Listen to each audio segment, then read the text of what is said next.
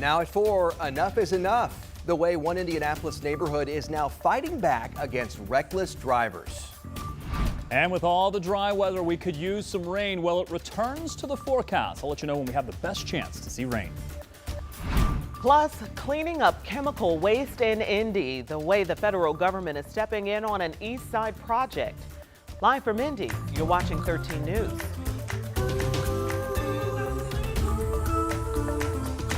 Good afternoon. Great to be with you on a Friday at 4 o'clock. I'm Dustin Grove. Friday's always a good day. I'm Felicia Lawrence. We're glad you're here for 13 News at 4. So we'll get to those stories in just a bit, but we also got to tell you about the event taking over Indy this weekend. Looking forward to this. We've been looking forward to this for months. The city's been preparing. We're talking about WrestlePalooza, the big names and events for WWE fans head into town. But we begin with a story today on the city's northeast side. People in the neighborhood there say they are fed up with drivers speeding down their streets. So they say that it's actually getting dangerous and that they're asking the city for help.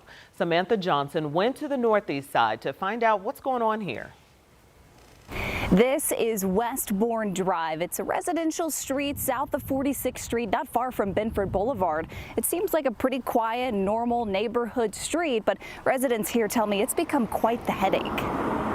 Speeding cars, reckless driving, even conflicting speed limit signs on a road with no lines, no bike lanes, and no room for error. We can't stand out there with a sign to try to slow them down. That's not our job. Miss Joyce has been taking over her husband's garage here going on 21 years. Now she and her neighbors are working together to keep their neighborhood safe. Those little signs that you see about the neighborhood, the neighbors are going around because they're the ones with their grandkids and their young kids trying to do something, but what do you do? Councilman Ron Gibson serves District 8. He took their concerns and 4 recommendations to the city of Indianapolis. He tells me the city is now making 2 changes right away. Making sure there is consistency in the speed limits and the signs, and making sure the signs are legible and clear today. That's not enough. I'm just going to tell you straight, that's not enough. Neighbors are also calling for the city to install speed bumps, something Gibson says they're now considering. Small changes that these neighbors say will make a big difference. On the northeast side, Samantha Johnson, 13 News. All right, thanks, Sam. And Sam did talk to some other neighbors who put signs up of their own after their mailbox was hit twice by careless drivers. You can see Sam's full story tonight on 13 News at 6. And today, Streets to Home Indy announced that it's connected the 18 unhoused neighbors from an encampment in Fountain Square to housing and supportive services. And then those previously relocated from that same area along Leonard Street are also being connected to housing, with 2 encampments now closed and nearly 30 people getting help with housing stability. Streets to Home Indy says it's delivering real solutions here in the city. And to the west side now, where the EPA is installing some new methods they say will speed up the cleanup of a Superfund site. So here's what's going on. Jenna Webster actually talked to a neighbor who says they deserve it after years of contamination. Here's more. The existing groundwater extraction system has been operating here since 1994. The EPA says a new one being installed this month will speed up that cleanup process by 5 to 10 years. The Riley Tar Superfund site operated as a specialty chemicals production facility since the 1950s. It reopened and changed owners several times over the years and has been closed since last year. Groundwater monitors detected a cancer-causing chemical. This month, crews will start installing a new system to capture that chemical, along with ammonia and pyridine left behind from the former coal tar refinery, wood treatment facility, and specialty chemical operations. It will inject air into the ground to clean the groundwater. A neighbor of 50 years says she went to every EPA meeting about the site in the 80s. It is nothing today like it was, in the 80s. But they're going in the right direction. But it's still scary because we lived here that whole time.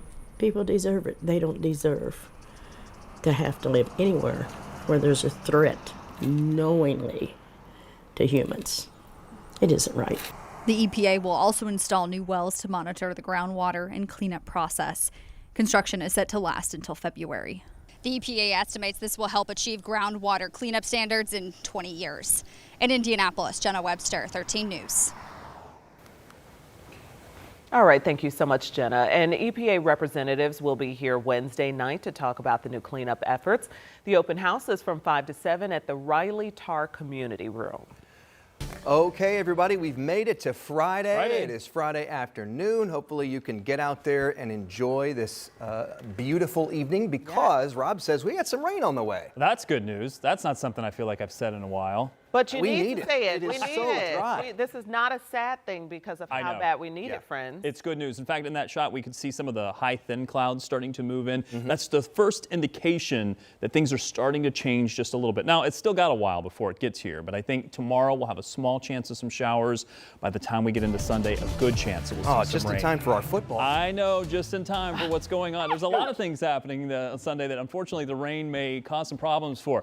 Let's take a look at where we are temperature-wise, though, because that rain still has some travel time before it gets here. So in the short term, and I'd say really over the next 24 hours, it's just a temperature forecast. 87 is where we sit currently, but just about everyone here is approaching 90 degrees, or at least mid to upper 80s. We do have warm temperatures in play, but look to the west. Cooler temperatures, and this is where the showers and even a few thunderstorms have been popping up. This is some of the high, thin cloudiness I was talking about, but actually the system is a little farther to the west where we're seeing some of those showers pop back up. If you watched yesterday, I showed you that the system's going to get a little bit closer each and every day. I said it wouldn't quite be here by Friday, and by Saturday we'll just start to see that impact of maybe a few showers into the forecast. It's going to really take it to Saturday or maybe even Sunday before we see appreciable rain chances return to the forecast. It will not impact your Friday football. A little bit of cloud cover out there in the form of some high cirrus clouds. Temperatures on the mild side, 80s, cooling down into the 70s overnight, and I think we'll end up with temperatures likely getting into the 60s, but not nearly as cool as we were yesterday, or this morning, I should say. Temperatures tomorrow go back up into the 80s. It will be another warm day tomorrow, mid to upper 80s, but look at that, a few showers into the forecast with the possibility of a little thunder. I'll outline that, show you Future Track 13 here in just a moment. In the meantime, let's talk traffic. We've had a couple of issues today that thankfully are improving, but I want to let you know about that. Let me take you far to the north and east where we did have some issues on Interstate 69 southbound just past Upland coming from the northern parts of Indiana.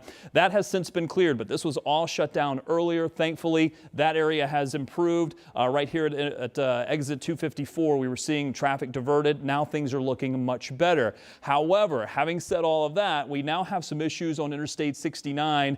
This is just past 465 headed northbound, but we've also had some issues southbound as well. Been watching that camera, and you can see the backup showing up here. This is just north of 126th Street. So if you're going to be taking Interstate 69, you know near the 465 interchange, there's continued construction. That's going to continue to cause problems as we approach the afternoon commute. But this is also causing some additional slowdowns in an area that we don't normally see this much volume.